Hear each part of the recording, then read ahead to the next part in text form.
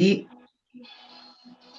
Hola, soy Ana Victoria Calderón, artista e ilustradora especializada en acuarela. Llevo varios años usando mi técnica como forma de vida. Usted me dice si me ubico mejor, si estoy bien. Usted me dice. yo lo veo bien, de pronto la cámara un poquito más. Ahí abajo ya estamos al aire. Perfecto. Esperemos, a ver, vamos a compartir por acá.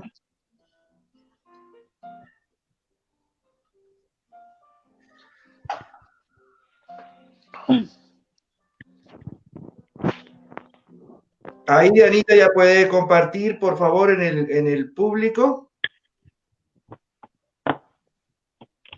Común y corriente en su muro.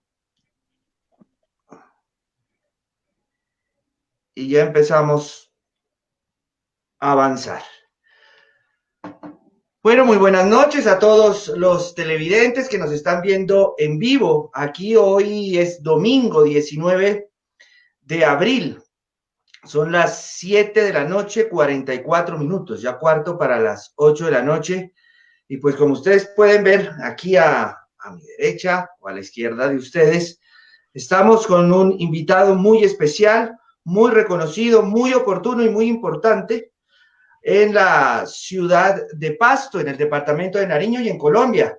También lo conocen, bueno, por fuera del país también, porque ya vamos a hablar con él y ustedes, pues, como les reitero, ya los conocen. Primero, voy a saludar primero a las damas y como miembro de la mesa de trabajo, Diana Inés Villarreal. ¿Cómo le va? Buenas noches, bienvenida. ¿Cómo pasó este domingo?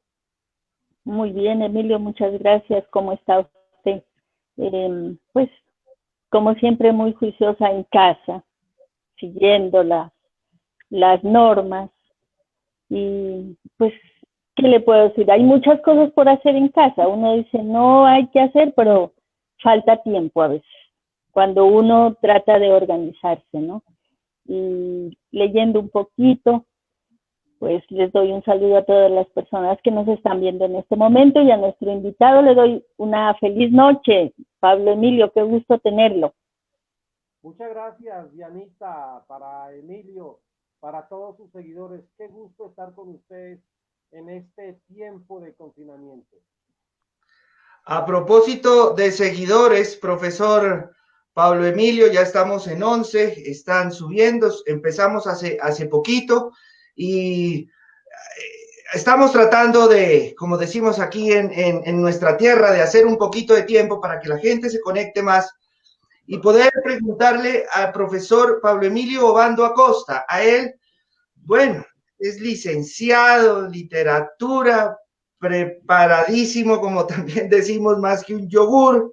También es periodista, es columnista, escritor, ha escrito mucho y muchos artículos, por ejemplo, para medios tanto locales, muy conocidos, y también nacionales, ¿no? Entonces, el profesor, no sé cómo le gusta más que lo llamen, arranquemos por ahí, o ese calificativo, profesor, periodista, columnista, escritor. Bueno, ¿Por dónde arrancamos en ese? Bueno, es usted muy generoso, pero la verdad es que siempre seremos profesores. Nacimos en hogar de profesores y hemos sido toda nuestra vida profesores. O sea que el título que nos puede honrar siempre será el de profesores o simplemente Pablo Emilio, porque el título de la amistad está por encima de todo pergamino, mi estimado periodista. Así es, profesor Pablo Emilio. Entonces, le iba a recomendar si de pronto usted está con manos libres o está, porque el audio antes lo estaba escuchando bien, ahora se escucha un poco bajito. Le recomiendo de pronto un poquito más alto el sonido de voz. Bueno, ya nos están saludando. Beto Zambrano, un saludo, dice, desde Linares, Nariño, linda tierra. La tierra. Bueno, y le cuento, perdone, ¿por qué? Porque tenemos raíces en esa lindísima región de Linares, donde disfrutábamos en esos árboles frutales, por allá en la Arboleda, en San Francisco. Un saludo a esa lindísima región de Linares que llevamos en el corazón. diría que tenemos una segunda patria, que es justamente Linares. Qué gusto saber que desde Linares nos ven. Esto del Internet rompe fronteras, barreras, distancias, y estamos en Linares y el corazón como que se alegra bastante, mi estimado periodista. Es una maravilla, por supuesto. Lo mismo también por el lado de mi familia. Nosotros tenemos por allá casi que toda la familia viene de Linares. Linda tierra, un abrazo muy Muy especial. bonita es, muy linda es esa tierra, me encanta. Ah, claro, claro, la tierra del Trapiche, ¿no? Con Sandonán, Cuya, todo por allá. Delicioso recordar esos trapiches de Don Julio, donde de muchachos íbamos nosotros a pedir, a implorar un poquito de esos deliciosos preparados que hacían por allá, y de verdad como que nos acordamos en medio de todo este frío, en medio de todo este confinamiento, de esa libertad y de esos momentos bellos que vivimos, Dianita, allá en Linares, justamente en el Trapiche de Don Julio, la entradita por allá de la Arboleda. Melcocha, melcocha de la buena, melcocha difícil de conseguir, pero ya vendrá pronto. Pronto tendremos el gusto de volver a visitar esos bonitos lugares. Bueno, nos saludan también desde la capital de la República, Carlos Eduardo Garavito, un saludo muy especial, estimado amigo. Bueno, vamos entrando en materia, mi querido profesor, porque hay que aprovechar su análisis, su conocimiento en este tema, en este tiempo más bien tan complicado que estamos viviendo. Empecemos desde lo general para conocer su opinión, aunque la hemos visto en otros medios, en herramientas de comunicación como estos medios sociales, pero valga para todos los televidentes de Regionar TV. Pablo Emilio, ¿cómo le ha parecido ese manejo que ha tenido el gobierno nacional en conjunto en algunos momentos con los gobiernos locales, este manejo de pandemia? Eso como en primera instancia. Y ahí pegadita a esa pregunta, mi estimado colega, le puedo decir también, ¿cómo analiza que pueda venir este 27 de abril esa para del decreto y empezar lo que todavía no tenemos muy claro, un aislamiento inteligente? ¿Cuál sería su visión, profesor Pablo Emilio? Bueno, es complejo porque para los seguidores de este importantísimo programa tenemos que decir, por supuesto, aclarar, porque muchas veces la audiencia confunde. Nosotros no somos médicos, no somos especialistas, no somos virólogos, y por supuesto, en nuestro papel de periodistas, de columnistas, sí hemos tenido la oportunidad y nos hemos visto obligados a investigar sobre este tema. Bueno, en primer lugar, fuimos de los primeros países en que se nos ordenó el confinamiento. Mire lo que ocurrió en Estados Unidos, en el país hasta el momento más poderoso del mundo, donde en un solo día se presentó en Nueva York 731 muertos en un solo día. Por supuesto, colapso del sistema sanitario, médico y hospitalario en la capital del mundo, pues allá en Nueva York, porque no se tomaron las medidas oportunas y a tiempo. Aquí, después de mirar todos esos desastres en Italia, en parte de Europa, en España, como que de alguna manera aprendimos que esto no era un juego, que esto tenía que tomarse muy en serio. Y mire que prácticamente a los 19 días de que se desató esta ola de COVID-19, después de que otros países ya hicieron tardíamente estas invitaciones a sus ciudadanos, a sus habitantes, aquí se hizo oportunamente. Pero mire, en medio del confinamiento, parece que no estuvimos, por supuesto, preparados para un momento como estos, y creo que pocas veces un país o unos dirigentes pueden estar preparados para una situación, una calamidad. Pero mire que el sistema hospitalario nos encontró totalmente desprovisto de los elementos necesarios. Estamos sufriendo, por supuesto, por lo básico, por la dotación a los médicos, a los hospitales, a las clínicas. Y nos preguntamos nosotros qué pasará, como dicen los especialistas, los infectólogos, los virólogos, cuando esa curva crezca, cuando esa curva suba. Y nos vamos a encontrar seguramente con lo que ha ocurrido en el sistema hospitalario de Colombia. Vamos a encontrar imposibilidad de atender a tantos infectados con el COVID-19. Se tomó una decisión, pero de todas maneras estamos viendo esa situación tan crítica en la situación hospitalaria. Por otro lado, no basta el confinamiento. El confinamiento es importante, una medida primordial, pero mire que el confinamiento también tiene unas características y unas situaciones que pueden terminar siendo más graves que el mismo COVID-19, por ejemplo.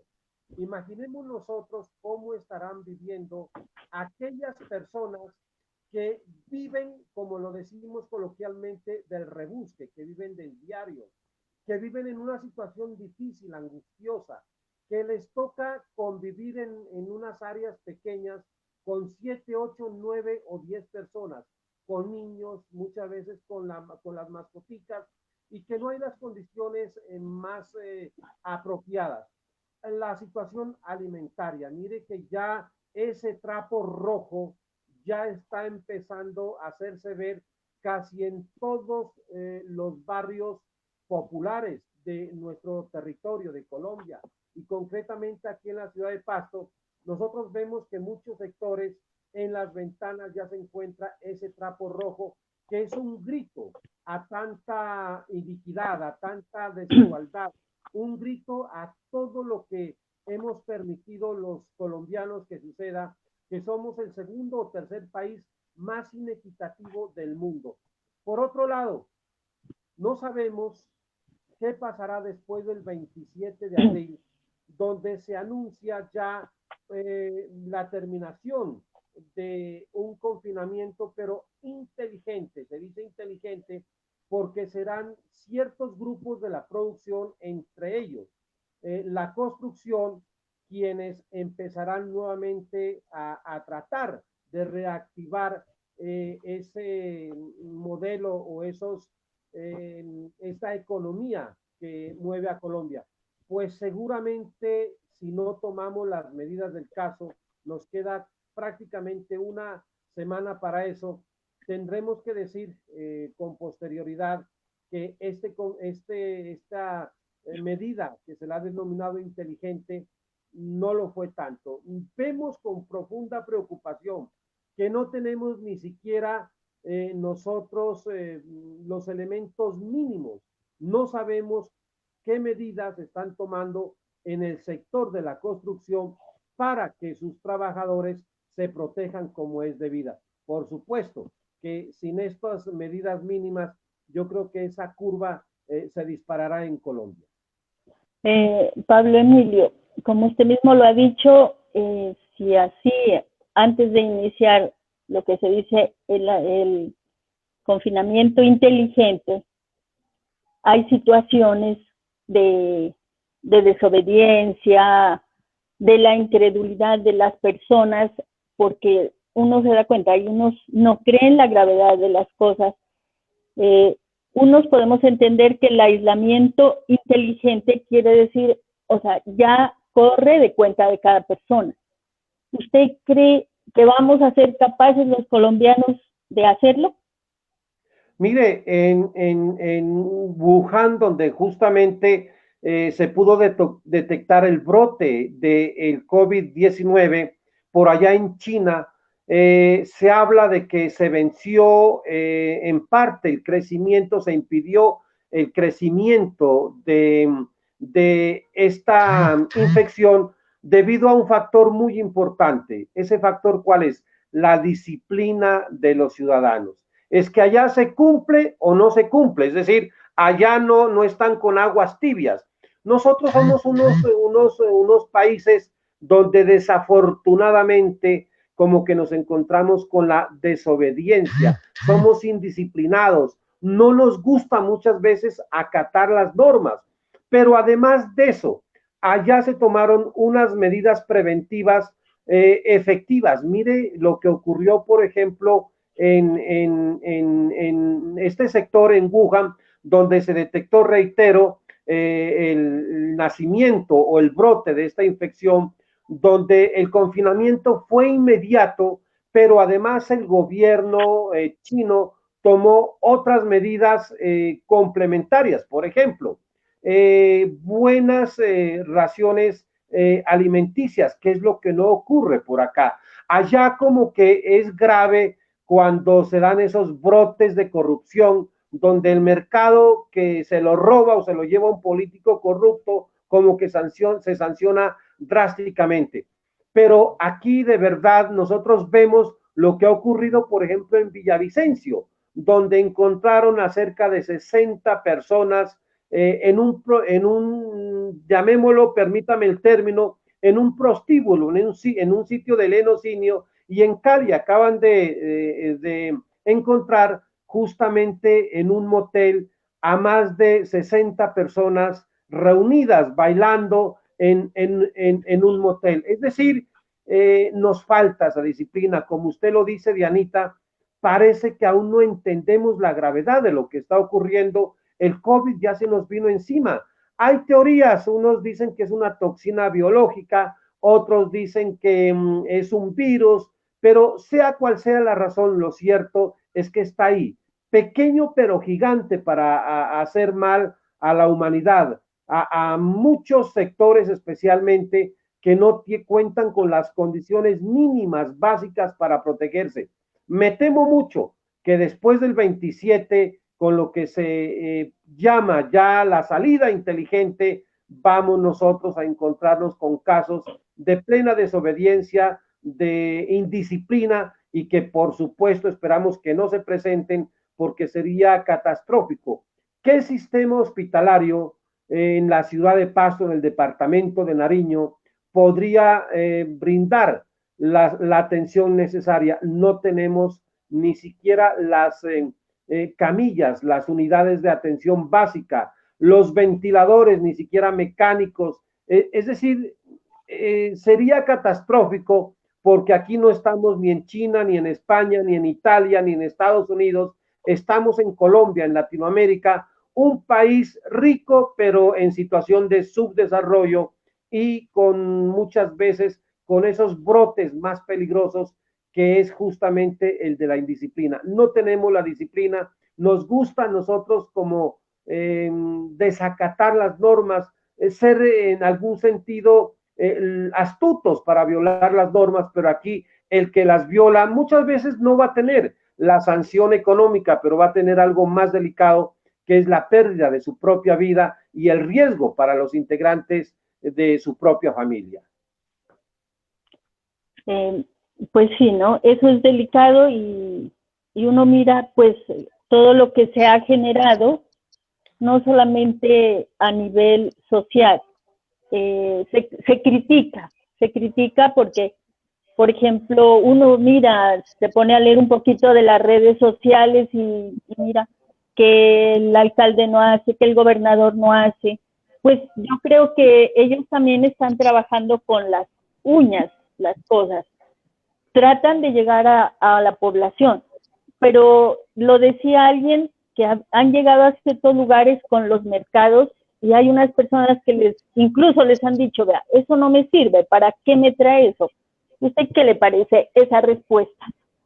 Bueno, primero la sociedad civil tiene que velar por el buen manejo de los recursos. No se trata muchas veces de que nos lleven un mercado, sino que de ese mercado sea el justo. Mire, escuchábamos justamente en una entrevista que le realizara el periodista Julio Sánchez Cristo al encargado, al director general de manejar estos recursos, y cómo se miraba, como en Cundinamarca, como en muchos sectores de Colombia, recordemos lo de Atlántico, recordemos lo que está ocurriendo, reitero, en muchos sectores, donde un mercado que cuesta 20,000, 30,000 pesos, se lo factura por 70, 80, 90 y muchos más miles de pesos. Por supuesto que hay que agradecer todo tipo de recursos, por supuesto que hay que agradecer ese mercado que muchas veces nos llevan con mucho amor nuestros gobernantes y a quien reconocemos sus esfuerzos, pero la opinión pública, la ciudadanía también tiene que ir más allá del agradecimiento, velar por el buen manejo de esos recursos, porque es que no es regalado, no es que nos están regalando ni los gobernantes, ni el Estado, ni el alcalde, ni el gobernador, ni los gerentes del COVID, nos están regalando un mercado, nos están simplemente haciendo efectivo un mandato constitucional, que es el velar por el bienestar de los ciudadanos. Qué bueno que nos lleven esos recursos, ese mercado, porque es lo que nos hace falta en este confinamiento.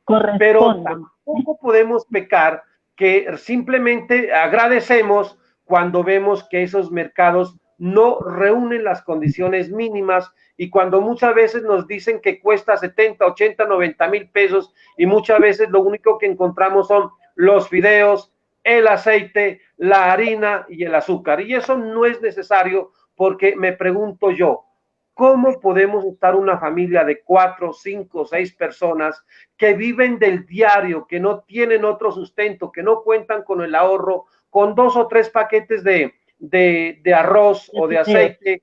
Es complicadito. Es decir, la gratitud nace y se la entiende, pero reitero, Dianita, eso no debe llevarnos a una conformidad, tampoco pues exigir artículos onerosos, costosos, que no están dentro de la canasta familiar. Consideramos que para los actuales momentos, con lo básico será más que necesario para vivir. Bueno, ahí volví, tuve un problema de internet. Si de pronto hago una pregunta, profesor, que ya la hayan contestado, sencillamente me lo hacen saber, por favor. Por supuesto. Hayan manejado tocaron el tema de decretos.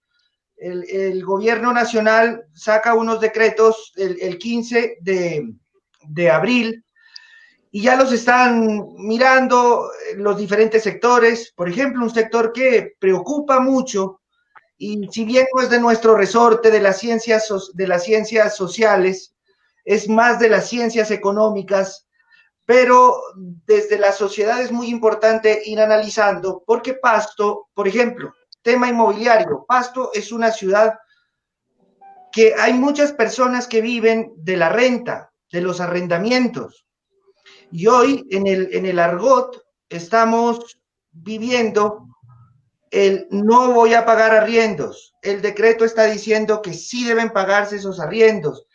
Socialmente, profesor, ¿usted cómo ve que con el tiempo deba empezarse a manejar este tema económico, inmobiliario, que lleva un efecto muy gigantesco, que lleva un efecto dominó a otros sectores?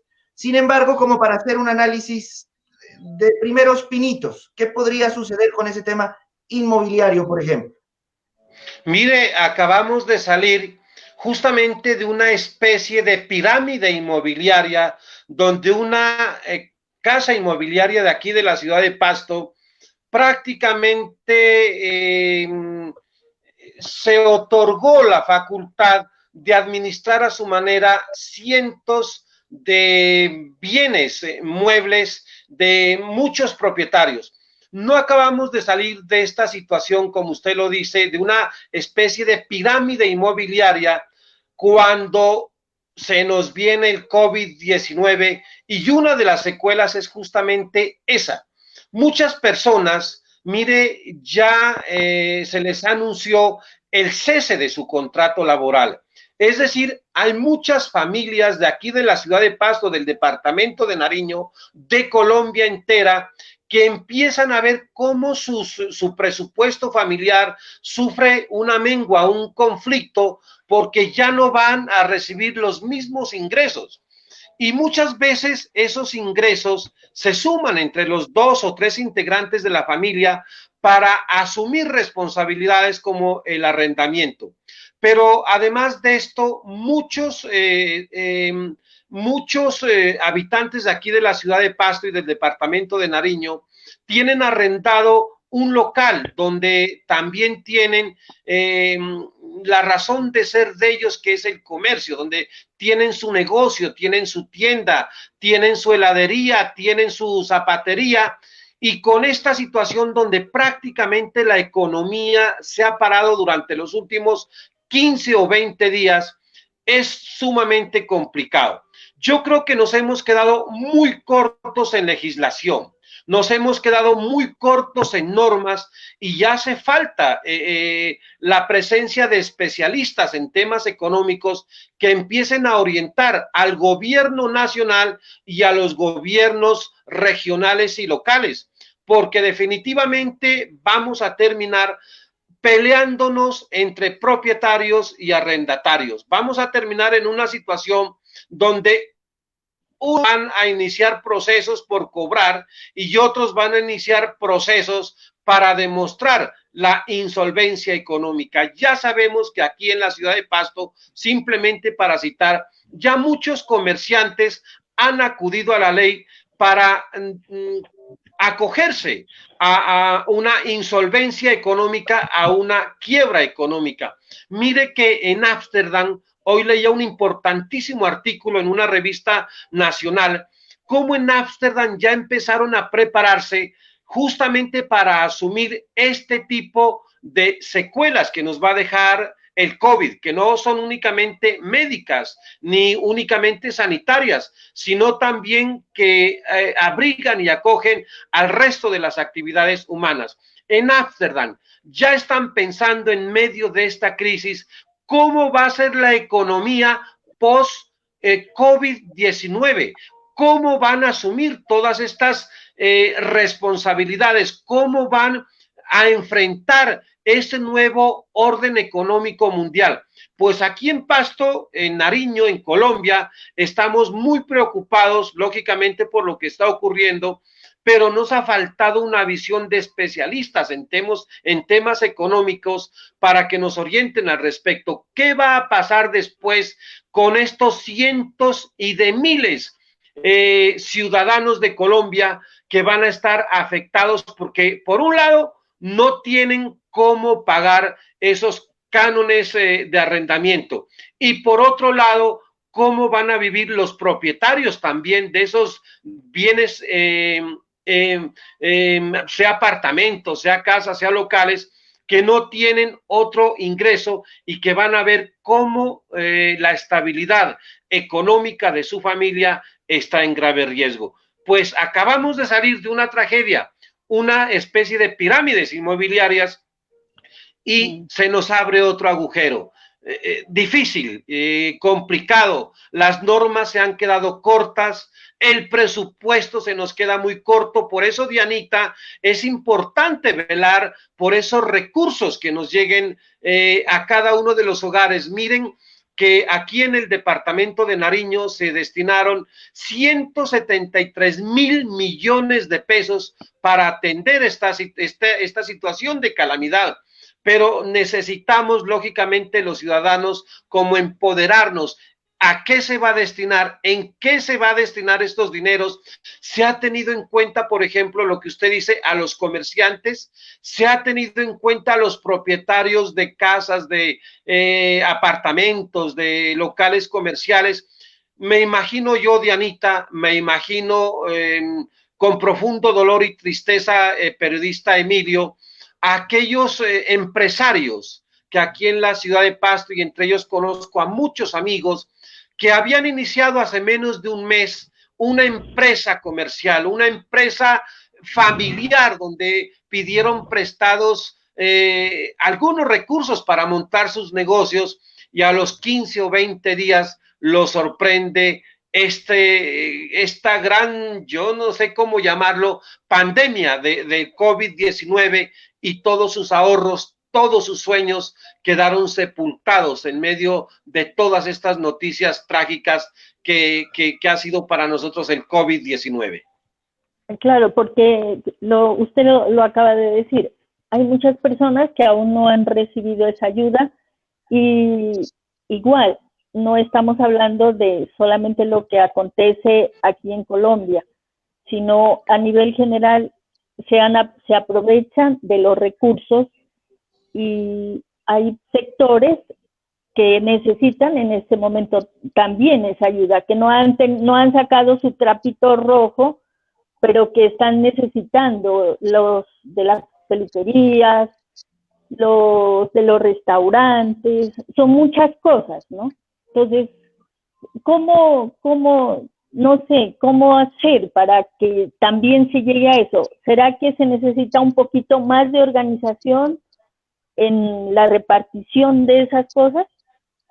Yo pienso que nos ha faltado convocar a muchos sectores, convocar a representantes, como usted lo dice, de las pequeñas y medianas empresas, porque efectivamente el dolor, como usted lo dice, se ve reflejado en ese trapito rojo que es el símbolo de la angustia, del hambre, de la necesidad, del dolor que hay en muchos hogares.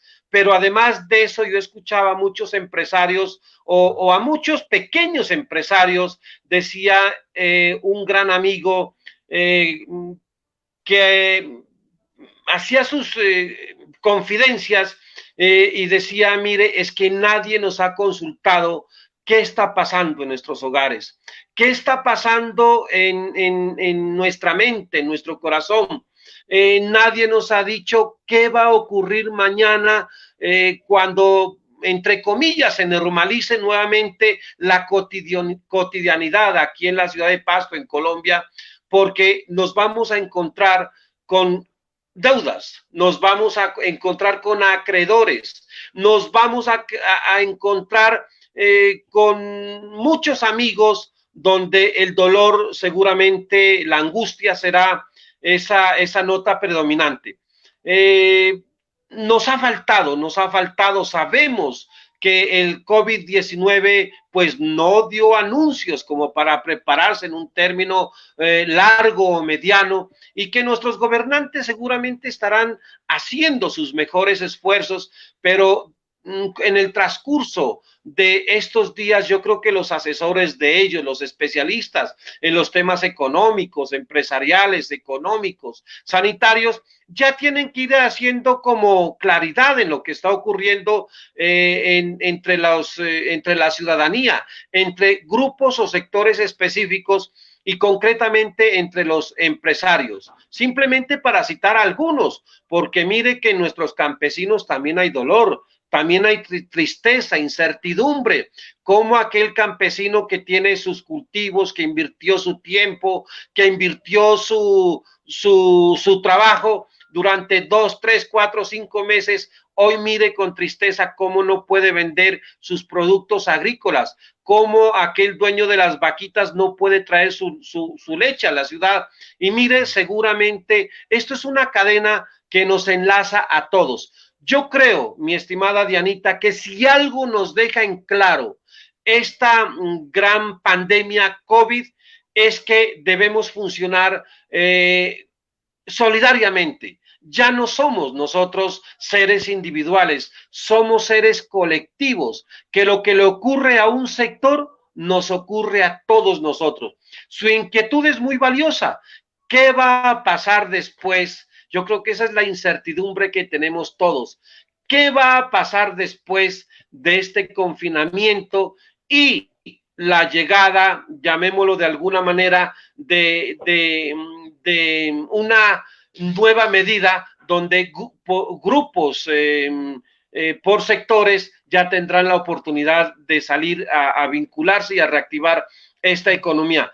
Es difícil para nuestros gobernantes, pero creo que es el gran reto que tienen ellos de hacer acopio de sus mejores hombres, de los mejores profesionales, donde ya no importa el color político, si es del polo, si es liberal, si es conservador, si es anapista, si es... no importa. Aquí lo que importa, diría, es la conformación de un equipo de diferentes especializaciones y especialidades para que cada uno de ellos puedan darnos luces sobre cómo afrontar el post-COVID-19. Profesor Pablo Emilio, para ir terminando, precisamente como a manera de conclusión, desde el punto de vista inmobiliario, nos han recomendado, incluso lo hemos leído en varias partes, que hay que llegar a acuerdos. Hoy es muy temprano estar a favor o que la ley nos ayude por un lado, que ayuda a un sector, ayuda al otro. Tratar de llegar a acuerdos entre las partes es muy importante. Pero no lo podemos despedir, profesor, si hablamos algo de lo que usted lo maneja muy bien y es ese tema social. ¿Cómo ve ese presente social, sobre todo de la capital, con todo lo que puede venir en unos 15 días? ¿Y cómo puede ver un post-coronavirus? ¿Cómo se imagina ese Pasto, esa Colombia, el mundo, si también se puede analizar desde el punto de vista social? Muy interesante de ese post-coronavirus con tantas aristas que nos puede llevar con esos cambios que nos puede dejar esta pandemia. Bueno, y efectivamente, y si me permite usted decir que no todo ha sido tragedia, no todo es oscuro, también estamos viendo cosas muy positivas. Por ejemplo, mire, una cosa muy positiva, cómo este COVID nos llevó a hacer uso de las herramientas inteligentes del Internet, cómo ya vemos que los grupos de trabajo ya estamos empezando a utilizar herramientas valiosísimas. Yo creo que sin esta gran crisis difícilmente hubiésemos dado este gran salto. Hoy ya estamos, repito, utilizando para lo que es el Internet, para las cosas importantes. Mire, en muchos hogares estamos viendo también que las familias empiezan como a vivir, a conocerse, a sentirse, a compartir, como cuando nosotros los que ya pasamos de 50 años, vivimos tal vez otro mundo, yo diría que otro espacio donde nosotros compartíamos en familia el programa de televisión, escuchábamos en la radiola el disco, jugábamos a muchas cosas, nos veíamos, nos abrazábamos, nos repartíamos las tareas, el uno trapeaba, el otro cocinaba, el otro hacía de pronto unas responsabilidades más pequeñas, pero todos en el hogar compartíamos. Hoy nos estamos preocupando como cosa también positiva por nuestra sociedad, por nuestra gente, por nuestros dirigentes, por nuestros recursos, porque efectivamente no todo es oscuro, también estamos viendo cosas positivas, estamos viendo la importancia de ser una sociedad, de pensar como sociedad, y yo creo que ese es el mensaje más importante después de este COVID-19, del post-COVID-19, donde tendremos que empezar a pensar en los planes de desarrollo, pero de una forma colectiva, real, efectiva, sincera, donde haya participación ciudadana, donde nosotros también ya empezamos a mirar lo verdaderamente importante. Mire ese gran descuido que tuvimos los colombianos, no nuestros dirigentes, sino nosotros los colombianos, que somos quienes elegimos a nuestros dirigentes, sobre el sistema sanitario, hospitalario. Hoy vemos que se adolece de todo, pero no porque no existían recursos, sino porque elegíamos a personas que realmente no se preocupaban por lo social. Después de este COVID, yo pienso, y siempre lo he dicho, que si salimos siendo iguales, perdimos la lección.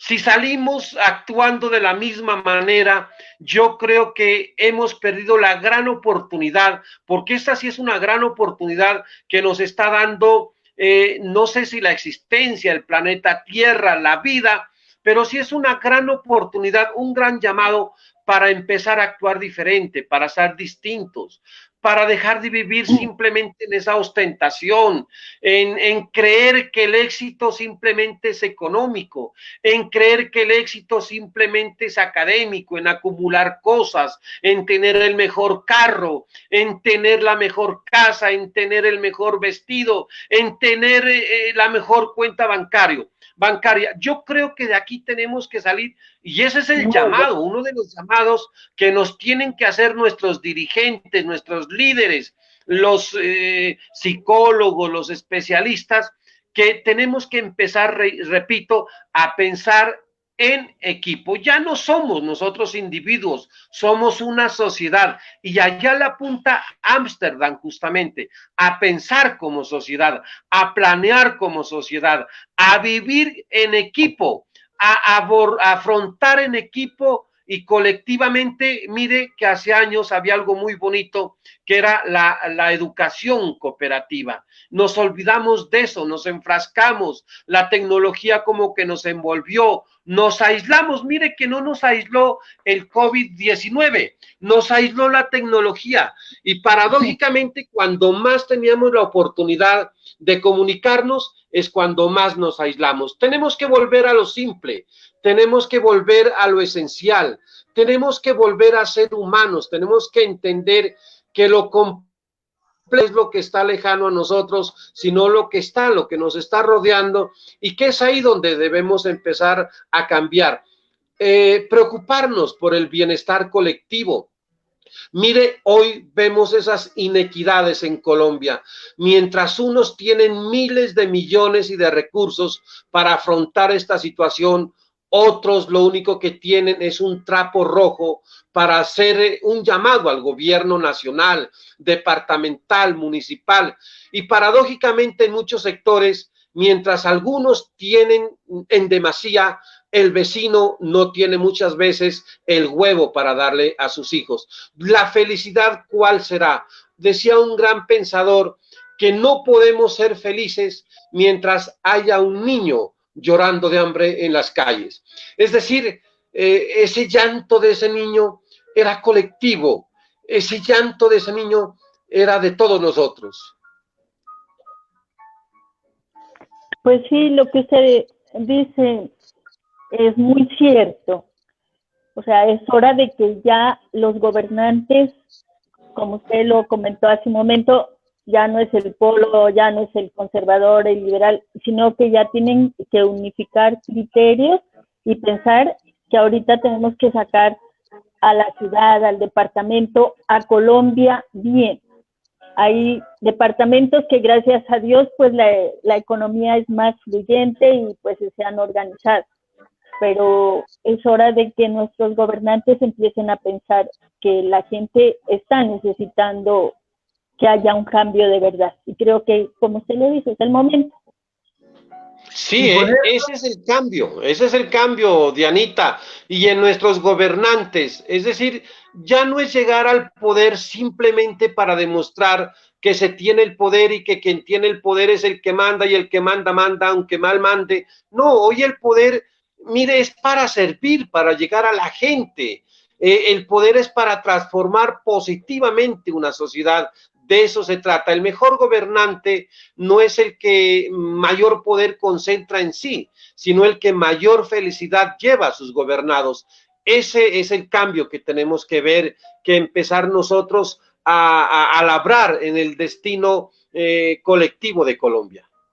Y empezar, profesor, ya para despedirlo, y empezar a gobernar desde las regiones, que el gobierno central también entienda lo que está sucediendo en las regiones y que no se vuelva una gobernabilidad de escritorio, como siempre lo hemos criticado. Incluso, ahora sí, para despedirlo, no, por favor, en la Cámara de Comercio, ese simbolismo que usted generó cuando le hizo el intercambio de calzado, de zapatos, y usted considera que después ese símbolo que lo hizo, que nosotros debemos, los gobernantes deben ponerse en los zapatos de las regiones para poderlo hacer, valga la redundancia, para poder gobernar. Cree que sí lo está manejando, y eso creo que debe llevar un post-coronavirus.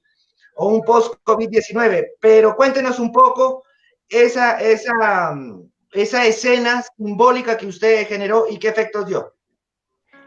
Mi estimado periodista, nos hace reír y en medio de tanto dolor, porque miren, cuando recordamos escenas tristes de nuestros niños con hambre, de esas madres en un semáforo abrazando a sus pequeños criaturas, a los hombres desesperados muchas veces porque no encuentran la manera de llevar aliento a su familia, pero mire, las regiones también sufren.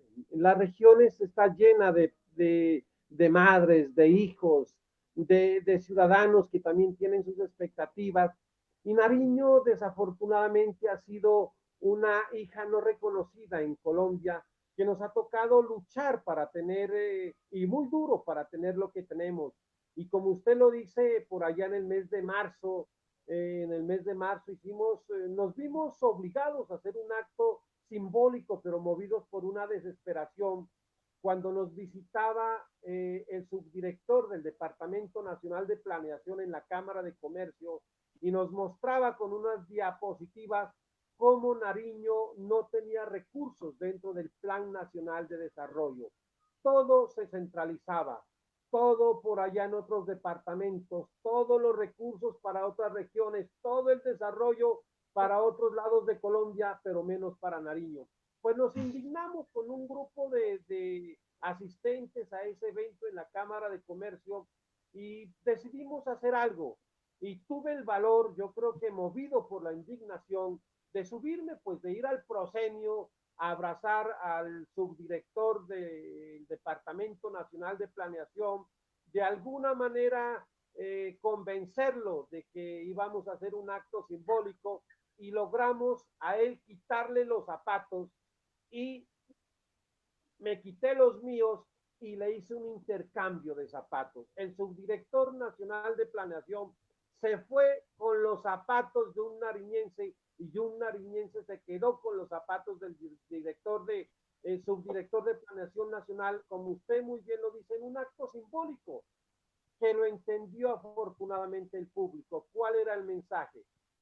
Señores del gobierno central, señores de planeación nacional, señor presidente de la República, póngase en los zapatos de Nariño. ¿Cómo es posible que vengan a decirnos que nosotros los nariñenses no tenemos un solo peso en los recursos incluidos en el Plan Nacional de Desarrollo? Y la angustia, mi estimado periodista, era porque faltaba menos o un mes para que ya se cierre definitivamente ese importantísimo documento del Plan Nacional de Desarrollo y Nariño estaba excluido.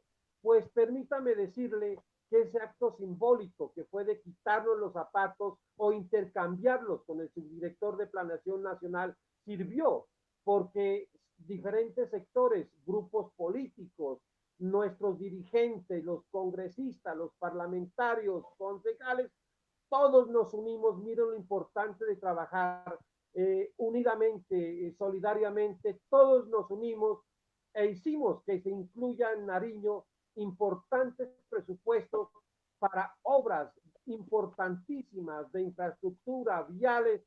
Qué bueno, lo único malo, mi estimada Dianita y mi estimado Emilio, fue que no calzábamos lo mismo con el director de Nacional de Planeación. Él tiene unos zapatos talla 42, los míos eran 38, pero logramos de alguna manera, no sé cómo, se los amarramos, pero le dejamos puestos los zapatos de un nariñense. Y ese es el mensaje, que bueno que unidos somos más, porque somos muy inteligentes, somos capaces.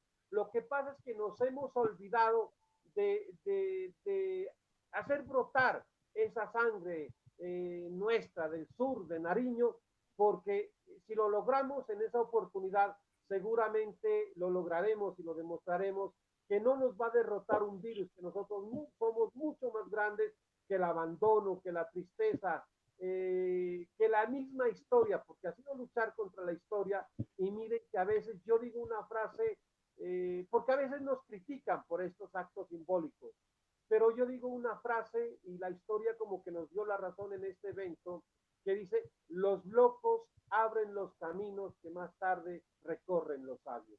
Y creemos que acertamos, y qué bueno que usted caiga a cuento esto, porque tal vez nos permite en medio de esta tragedia como que reír un poco, recordar hechos importantes de la historia del departamento de Nariño y por qué no convocarnos a la unidad y por qué no convocar a esa solidaridad entre toda la gran familia del pueblo nariñeño.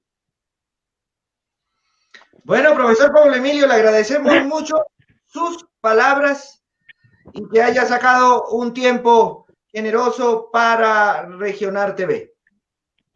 Gracias, Pablo Emilio, y pues como usted dice, a veces cuesta ponerse los zapatos de otro porque no son de nuestra talla, pero es bueno meterse en los zapatos para entender lo que está pasando. Un buen mensaje que nos dejó. Por esta cordialísima invitación a usted, el periodista Emilio Jiménez, igualmente a la periodista Diana Inés Villarreal. Qué gusto poder conversar con ustedes y a través de ustedes con el pueblo de Nariño. No nos dejemos vencer. Vamos a salir fortalecidos en medio de la tragedia. Hemos demostrado que los nariñenses nos crecemos ante el dolor. Los nariñenses nos crecemos ante la tragedia. Los nariñenses somos así, fuertes en el dolor y fuertes en la tragedia. Esa es la cordialísima invitación. Muchas gracias a ustedes por permitirme este diálogo, yo diría, tan ameno y tan importante. Nos vemos mañana, televidentes, con un nuevo invitado. Que estén muy bien. Muchas gracias. Hasta mañana. Hasta luego.